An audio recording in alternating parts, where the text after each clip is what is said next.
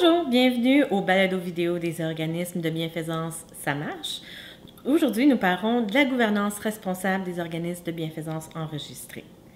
Comme vous le savez, le conseil d'administration est vraiment l'entité juridique qui a l'autorité ultime sur les décisions de l'organisme. Mais naturellement, le conseil d'administration a beaucoup de responsabilités très sérieuses, dont notamment la responsabilité d'assurer la gestion compétente de l'organisme. De plus, elle doit s'assurer que les activités de l'organisme sont conformes aux règlements et aux lois applicables et finalement, le LCA, le conseil d'administration, a le pouvoir ultime décisionnel sur la matière des activités de l'organisme.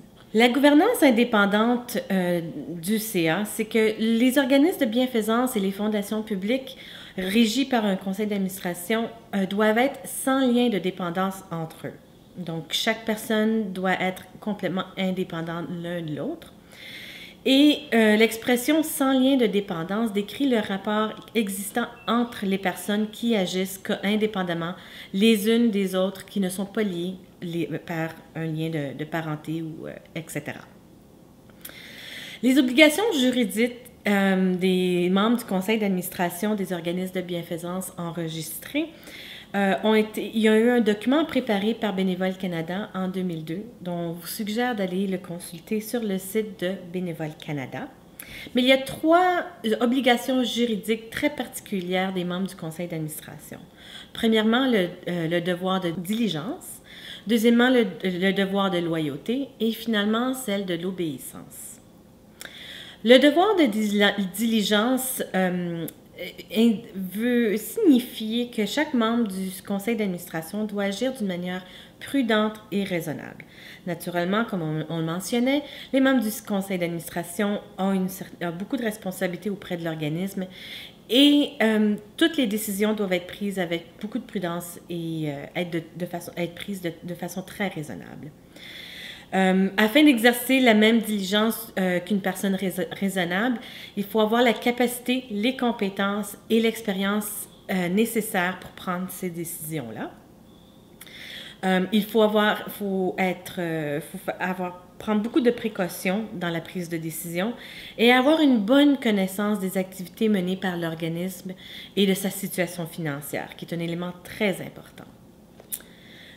En ce qui a trait le devoir de loyauté, il faut primer les intérêts de l'organisme et de ne pas servir de son poste d'administrateur pour poursuivre des intérêts personnels. Donc, il faut faire attention à ne pas faire avancer nos propres intérêts personnels. Comme membre du conseil d'administration, il faut toujours primer les intérêts de l'organisme. C'est ce qui prime dans toutes les décisions et dans toutes les directions que l'organisme va entreprendre. Il faut naturellement observer la confidentialité des décisions et d'informations privées qui sont discutées autour de la table du conseil d'administration.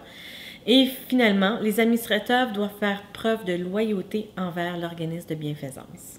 Finalement, le devoir d'obéissance, signifie que les membres du conseil d'administration doivent agir conformément aux politiques administratives de l'organisme et aux autres lois et règlements qui régissent l'organisme. Donc, les lois qui régissent dans la province ou le territoire où l'organisme est situé.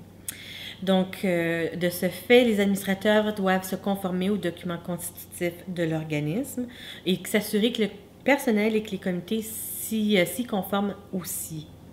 De plus, il faut s'assurer que les documents constitutifs demeurent exacts et à jour et de se plier aux lois et règlements provinciaux ou territoriaux.